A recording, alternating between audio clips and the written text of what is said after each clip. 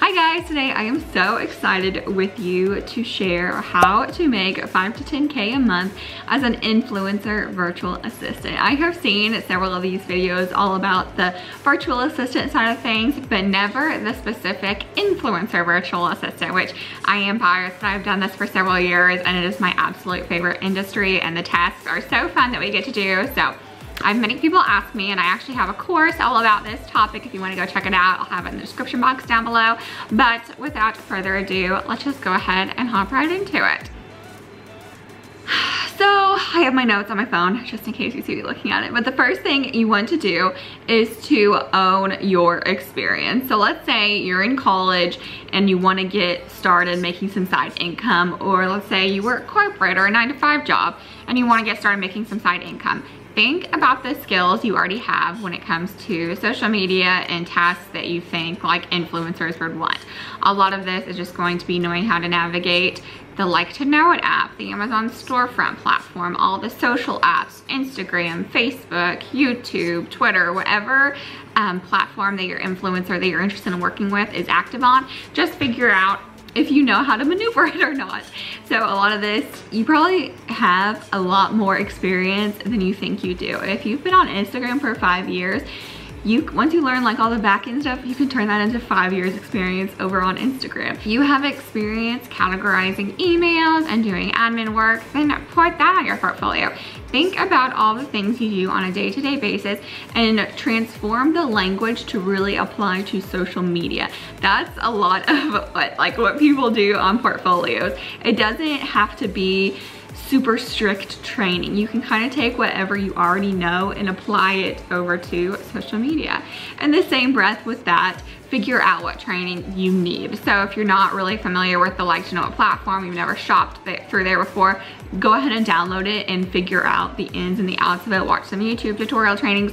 There are so many on this. You literally just type whatever you want in the search bar here on YouTube, and so many people have very educational training. So the platforms that I recommend learning if you are wanting to get into the influencer space specifically are the Like to Know It platform. Just like very much so if they're like fashion bloggers, beauty bloggers, and even like home decor bloggers.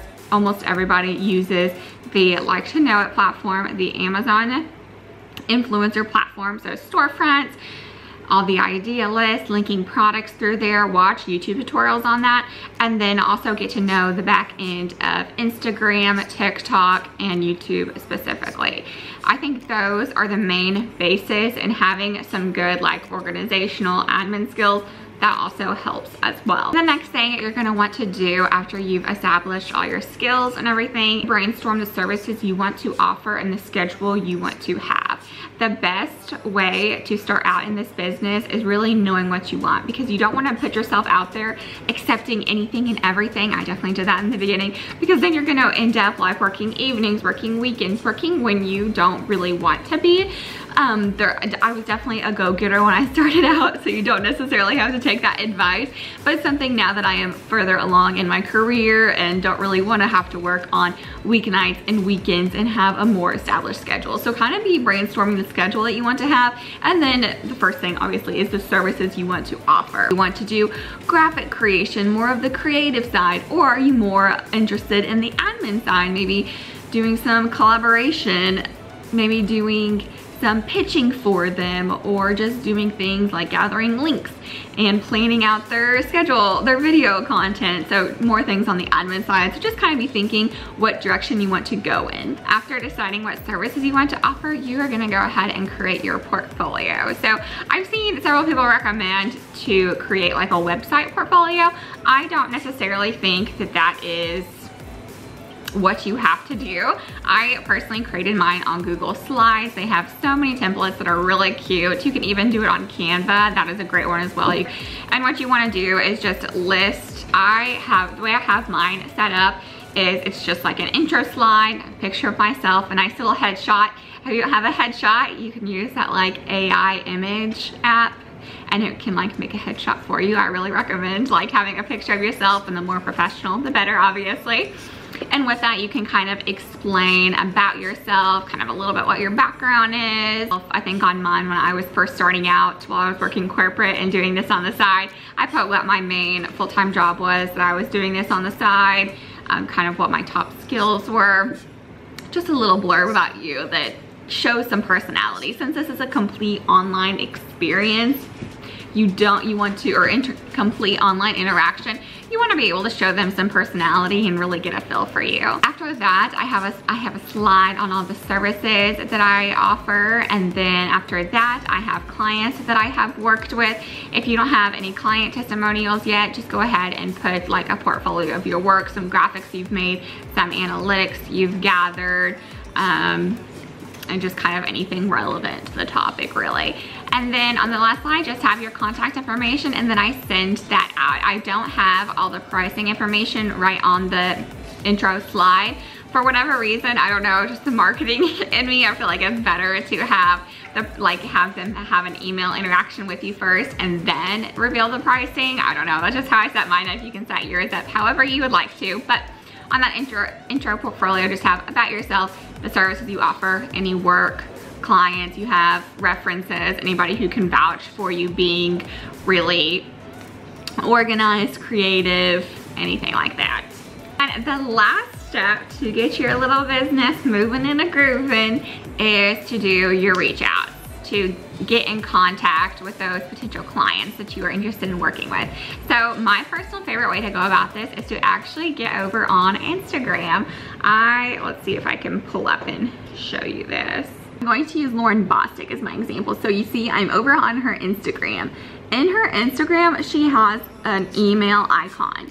So this is how I get people's contact information. It's gonna pop that up, and then it literally opens an email right there for you, and it has their email. I usually just copy their email address and paste it over into the email platform that I use, like the email that I already have drafted.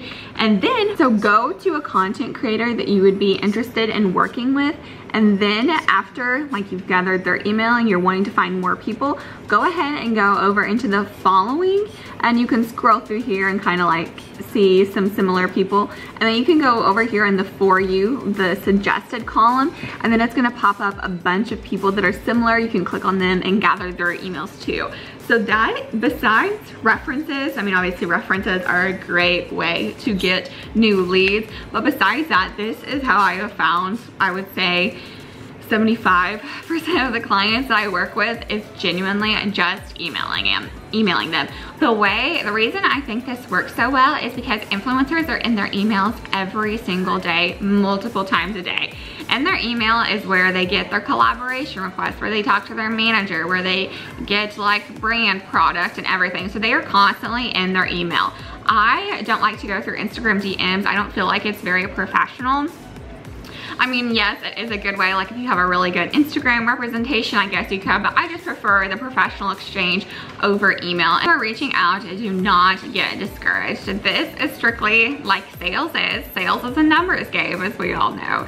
So you expect some no's, but also you'll get some yeses. If you send out like 50 emails, you'll just kind of figure out what your ratio is to the number of responses you get, and then from there you'll be able to say, okay, I want this amount of clients, I need to send this many emails. I have lots of content over on my TikTok and my website, and obviously in my course, about how to really frame a good email to make sure to get that ratio as high as possible on sent emails and then responses. So that is all I have for you guys today. Thank you so much for watching. Be sure to check out my course down below, or if you're not into that, then I have tons and tons of free content and free information on my website and my TikTok. So thanks so much for watching, and I hope you guys have a great rest of your day.